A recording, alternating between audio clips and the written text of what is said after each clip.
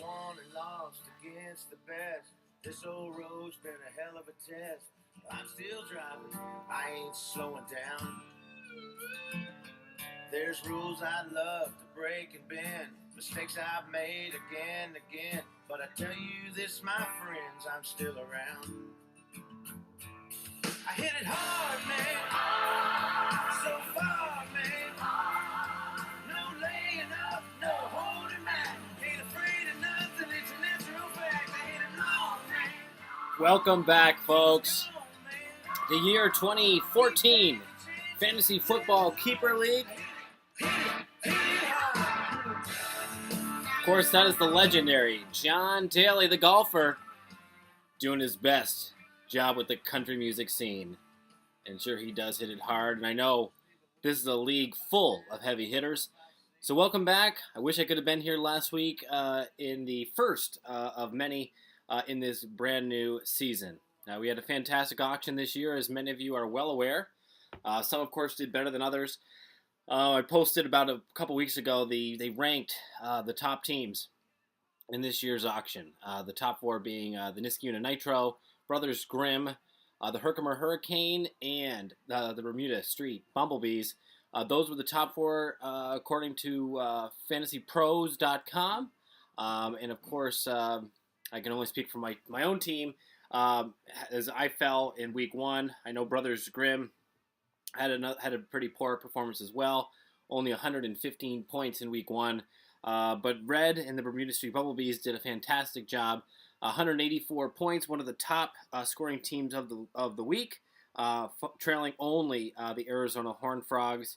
And the fourth team in those top four in the rankings, the Herkimer Hurricane, 161 points last week. So congratulations to him as well.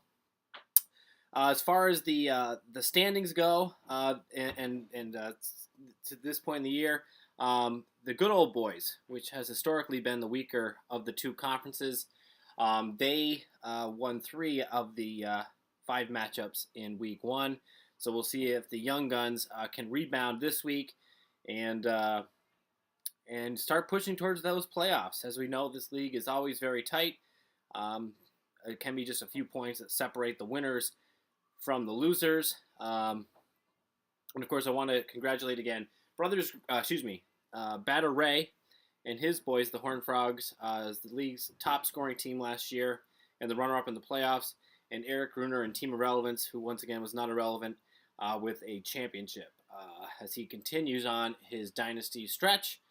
So congratulations to those two teams. Next order of business I wanted to get to is we're looking for the money for the league. To this point, the people that are paid up are me, the commissioner, and Batter Ray. The remaining teams all need to pay me. I'd like to have it by week 3. So please get your $100 this year. That's right, $100 out to me on the next week if you can. I can be paid at PayPal. You can do that at mwells80 at me.com. Or you can, of course, mail it to me, and I'll put the address below this message. So $100 to me as soon as possible, preferably before the start of week 3. As you can see, I've got my new setup behind me. We got 3 screens going strong in my first week down here in the man cave as I analyze the week's action. I wanted to touch on a couple of matchups this week that we have. Let's see. Probably one of the matchups that's really catching my eye, and it's actually against 2 0-1 teams. But I think that both teams are positioned for great matchups and great scoring this week, is Brothers Grimm, that's Ryan Niles, and the Avenue H Horns and Sean O'Neill. Both looking to rebound, I believe, from last week. Both with 2 of the worst scoring, the 2 worst scoring teams in week 1 play in week 2. So I think that both will score a lot more than they did last week.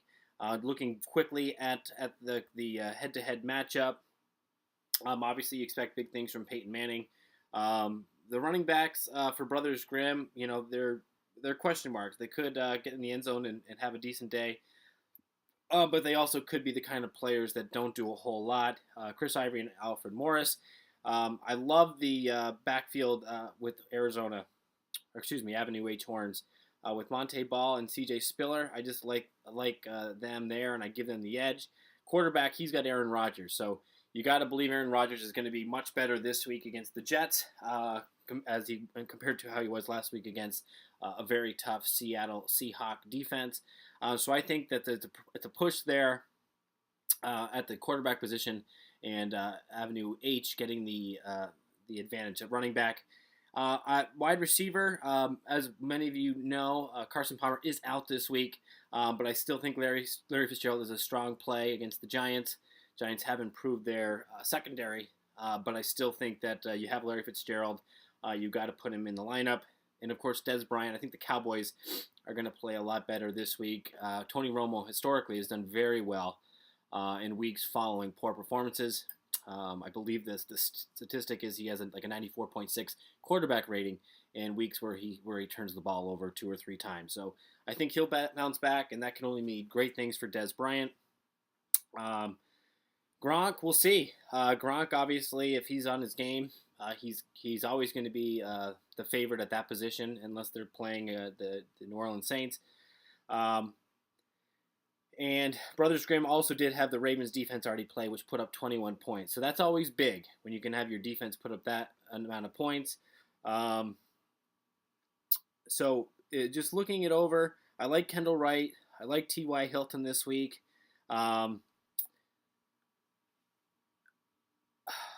Victor Cruz, we'll see. The Giants offense needs to show a little bit more. I'm a little nervous about him. And Andre Johnson is usually quite reliable. But in the end, I think what I'm going to do is I think I'm going to pick Brothers Grimm this week. And my main reason for that is the scoring of his defense already. 21 points on the board by the defense. And it's not a defense that he invested heavily in the auction. So therefore, I just think that if you can get those kind of points, kind of like if you look at my matchup, 25 points I had from, I had 14 points. I'm sorry. Am I looking at the right thing here? I apologize, folks. My thing got messed up here a little bit, and I don't know why that is.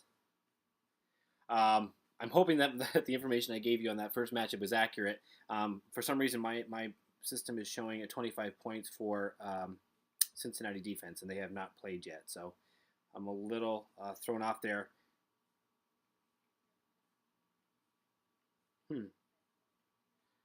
Maybe they're just putting that up. I guess they must just be putting that up. This is awful. All right, let's move on because this is unfortunately there's a computer issue here that is throwing off my projections here, and I don't like for that to happen. Touching on another matchup here, I'm going to go to family matchup. This is Bermuda Street Bumblebees against the Wilton Bluffers and Darren Danko. These two battled it out in the auction. If you were there live, which I know you all were, and you were paying attention, you know that these two were really running up the price on Drew Brees. In the end, Darren Danko got him for a heavy price. I talked to my father after the auction, and I was saying that I didn't know. I was surprised Darren spent the money because he had kept a quarterback. But of course, Cam Newton missed week 1. And who knows, maybe there's questions there throughout the year, so perhaps Darren knew something the rest of us didn't. He's got Drew Brees. Drew Brees was involved in a major shootout in week 1. And you always know and can expect them to be throwing the ball and putting up good points. So that's a big one there. Red, of course, has Nick Foles. Eagles look shaky early on in week 1, but they came on strong in the second half, and he put in a nice showing. Le'Veon Bell, 17.9 points already, which is great. The receivers are a question mark for me with Darren, but I think that overall he's got fairly good running backs. Darren Sproles should be good.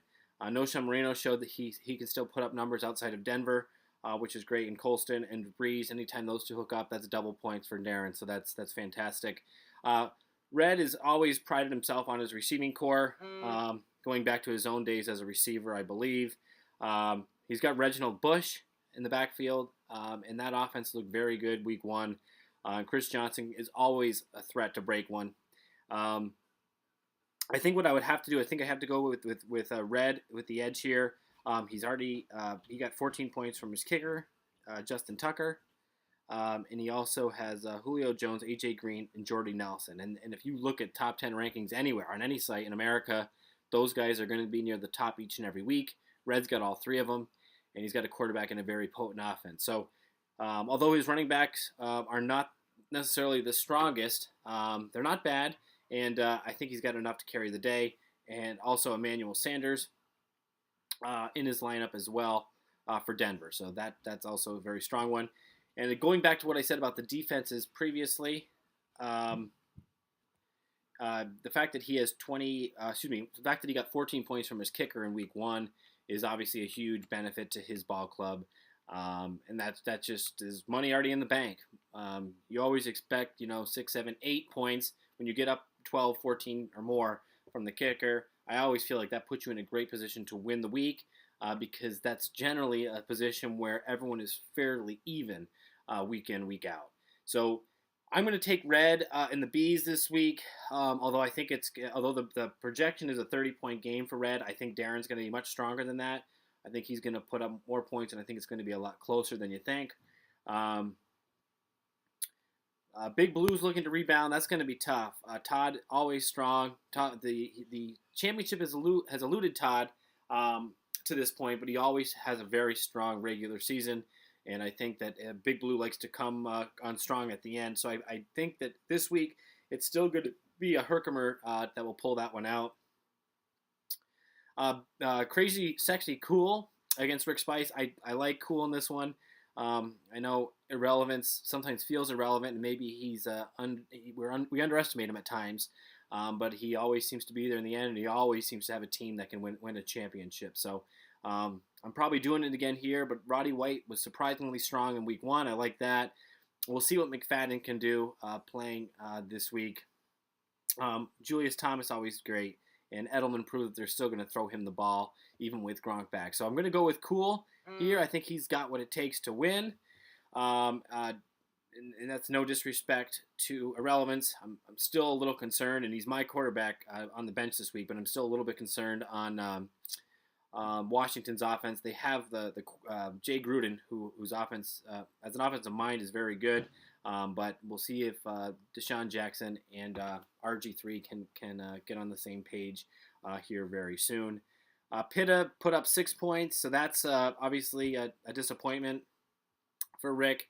We already know that at this point. So got McCoy, got Gerhardt, who I think will be good. Demaryius Thomas, always a threat to be the top receiver any given week. But I think Cool Dudes has more balance this week. I like his matchups a bit better, so I'm going to take the Dude. So in closing, I'm gonna take my Nitro.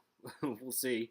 I'm going to take the Bees, the Dudes, Herkimer, and I am going to take Brothers Grimm. So those are your week 1 matchups. Again, best of luck to everyone. Although I pick the matchups, doesn't necessarily mean I'm rooting for those teams. It just means that based on what I'm seeing, that's what I think, and we go from there. So I want to thank you, as always, for tuning in. It's always a thrill for me to get the feedback, to get people that are, watching, and I'm very grateful. So I'm going to sign off now, and good luck, best wishes, and we'll see you next week. Get your money in to me for the $100 entry in this year's Keeper League. Enjoy. I gotta get the phone.